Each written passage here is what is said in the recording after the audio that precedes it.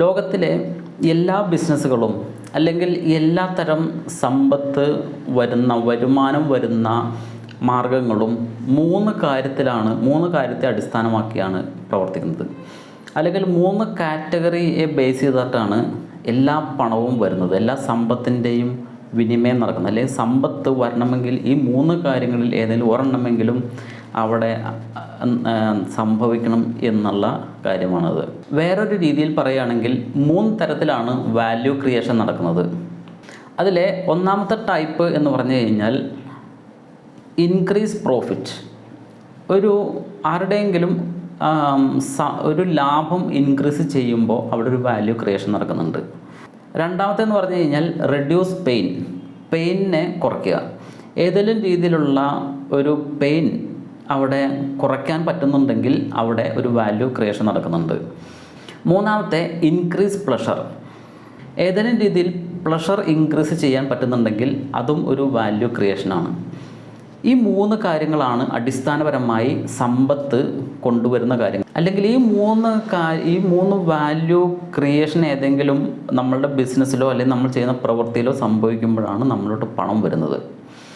അപ്പോൾ നമ്മളൊരു ആശയം ക്രിയേറ്റ് ചെയ്യുമ്പോൾ അല്ലെങ്കിൽ നമ്മളൊരു ആശയം ഡെവലപ്പ് ചെയ്യുമ്പോൾ അല്ലെങ്കിൽ നമ്മളുടെ യുണീക്ക്നെസ്സിനെ, നമ്മളുടെ ടാലൻറ്റിനെ, നമ്മളുടെ ഇൻട്രസ്റ്റിനെ ഒരു വരുമാനത്തിന് വേണ്ടി ഉപയോഗിക്കുമ്പോൾ നമ്മൾ ഒരു വാല്യൂ ക്രിയേഷന് വേണ്ടിയിട്ടുള്ള ഒരു ഐഡിയ, നമ്മൾ വെറുതെ ഒരു ഐഡിയ കൊണ്ട് നമുക്ക് പണം വരില്ല. അതിനെ കുറച്ചൊന്ന് രൂപാന്തരപ്പെടുത്താനുണ്ട്. അപ്പോൾ അതിൻ്റെ എൻഡ് റിസൾട്ടിൽ ഈ 3 കാര്യങ്ങളിൽ ഏതെങ്കിലും വരുന്നുണ്ടോ എന്നുള്ളത് ആണ് നമ്മൾ മനസ്സിലാക്കേണ്ടത്. നമ്മൾ ഏത് ബിസിനസ് എടുത്ത് നോക്കിയാലും ഈ 3 കാറ്റഗറിയിൽ ഏതെങ്കിലും ഒന്നെങ്കിലും ഫുൾഫിൽ ചെയ്യുന്ന ബിസിനസ് ആയിരിക്കും അത്. ഒന്ന് ഇൻക്രീസ് പ്രോഫിറ്റ്, അല്ലെങ്കിൽ രണ്ടാമത്തെ റെഡ്യൂസ് പെയിൻ, മൂന്നാമത്തെ ഇൻക്രീസ് പ്ലഷർ. ഇതിലേതെങ്കിലും ഒരു കാര്യമായിരിക്കും. പിന്നെ ഇതൊന്നും കൂടെ ഒന്ന് എക്സ്പാൻഡ് ചെയ്ത് കുറച്ചും കൂടെ പോയിൻറ്റ്സ് ആഡ് ചെയ്ത് പറയുകയാണെങ്കിൽ നമുക്ക് പറയാൻ പറ്റുന്നത് ഒരു 7 പോയിൻറ്റിൽ നമുക്ക് പറയാം. ഇത് കൂടെ കൂട്ടിയിട്ട്, അല്ലെങ്കിൽ 7 കാറ്റഗറി ആയിട്ട് നമുക്ക് വേണമെങ്കിൽ ഇതിനൊന്നും കൂടെ വിപുലപ്പെടുത്തി പറയാം. അതേതൊക്കെയാണ് എന്നാണ് ഇപ്പോൾ നമ്മൾ നോക്കുന്നത്. ഫസ്റ്റത്തെ ഇൻക്രീസ് പ്രോഫിറ്റ്. ഇപ്പോൾ നമ്മൾ നേരത്തെ പറഞ്ഞു തന്നെ, ഹെൽപ്പിംഗ് കസ്റ്റമേഴ്സ്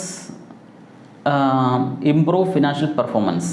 രണ്ടാമത്തെ റെഡ്യൂസ് പെയിൻ, ഏതെങ്കിലും പ്രോബ്ലം സോൾവ് ചെയ്യാം. മൂന്നാമത്തെ increase pleasure, enhancing enjoyment or satisfaction.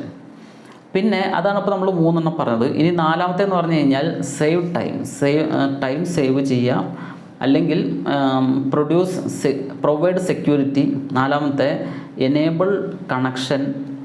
7മത്തെ provide knowledge. പക്ഷേ ഈ 3 ശേഷം പറഞ്ഞ 4, 5, 6, 7 ഇതും നമ്മൾ കണക്കൂട്ടി വരുമ്പോൾ, അല്ലെങ്കിൽ നമ്മൾ വീണ്ടും അതിൻ്റെ ഡെപ്തിലോട്ട് പോകുമ്പോൾ ഈ 3 കാര്യങ്ങളിൽ ഏതെങ്കിലും തന്നെ ആയിരിക്കും നിൽക്കുക. അപ്പോൾ നമ്മളുടെ വാല്യൂ, അതായത് നമ്മളുടെ ഐഡിയനെ, അല്ലെങ്കിൽ നമ്മളുടെ ഇൻട്രസ്റ്റിനെ, നമ്മളുടെ ഹോബിയെ നമുക്കൊരു യുണീക്കായിട്ടൊരു മേഖല തിരഞ്ഞെടുക്കാൻ വേണ്ടിയിട്ട് നമ്മൾ നമ്മളുടെ ഐഡിയനെ ഡെവലപ്പ് ചെയ്ത് കൊണ്ടുവരുമ്പോൾ നമ്മൾ അത് ഈ മേഖലയിൽ ഏതിലാണ് എനിക്ക് ഒരു വാല്യൂ ക്രിയേറ്റ് ചെയ്യാൻ പറ്റും, ഏത് തരത്തിലാണ് നമുക്ക് ആളുകളെ സഹായിക്കാൻ പറ്റുക എന്നുള്ളൊരു വ്യക്തത വരികയാണെങ്കിൽ നമുക്ക് നല്ലതാണ്. കാരണം ഈ 3 രീതിയിലാണ് അടിസ്ഥാനപരമായിട്ട് പണം നമ്മളിലോട്ട് എത്തുന്നത്. എന്താണെങ്കിലും വീഡിയോ കണ്ടതിന് നന്ദി. Thank you.